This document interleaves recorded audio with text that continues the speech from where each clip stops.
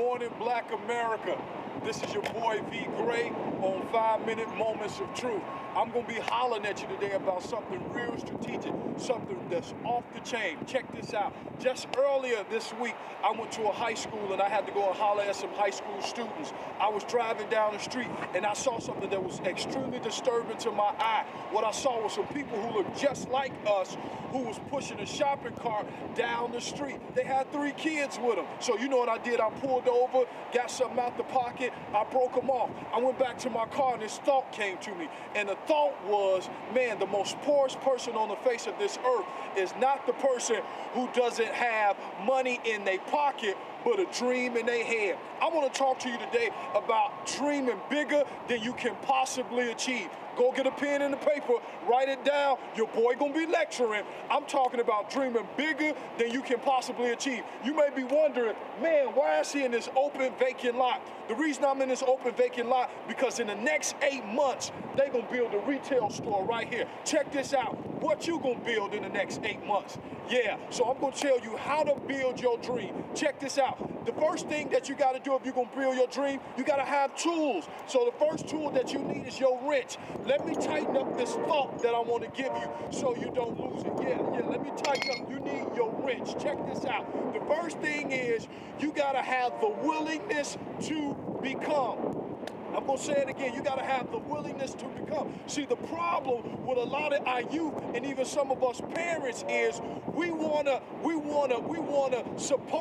suddenly become as opposed to eventually be. I'm going to say it again. We want to suddenly be and not eventually become. What I mean by suddenly be, you want to be the next LeBron James tomorrow. You want to be the next Obama tomorrow. You want to be the next great thinker tomorrow. You don't want to put in the work to become. You want to be. I'm telling you, LeBron had to put in sweat equity. He had to put in time. He had to invest his emotion in his dream.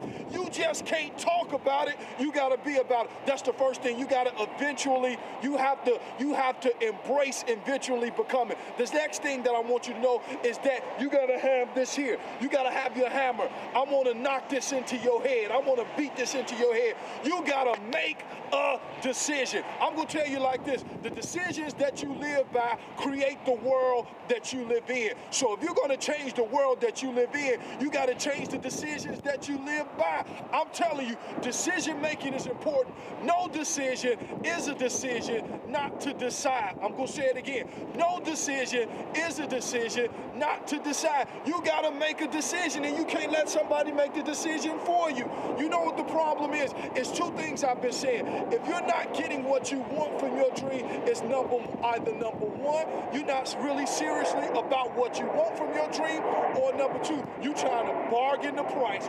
You can't bargain when it comes to your dream.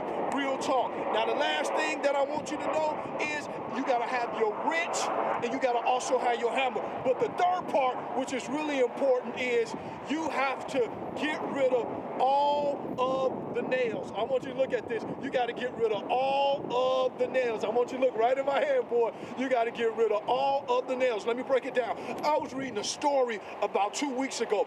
There was a gentleman, his dog was just howling and he was crying. There was a neighbor that came out. He asked the owner of the dog, he said, "What's wrong with your dog?" He said, "Why is he howling? Why is he crying?" He said, "Because he's sitting on a nail." He said, "What do you mean by that?" He said, "He's sitting on a nail." He said, "Well, why don't he get off the nail?" He said, "It doesn't hurt bad enough." It's time for you to get off of your behind talking about I'm going to do this. Get off of the nail. Let me put it to you like this. The nail, N-A-I-L, that symbolizes no action in life, no ambition in life, and no aspiration in life. Brother, you got to get off the nail.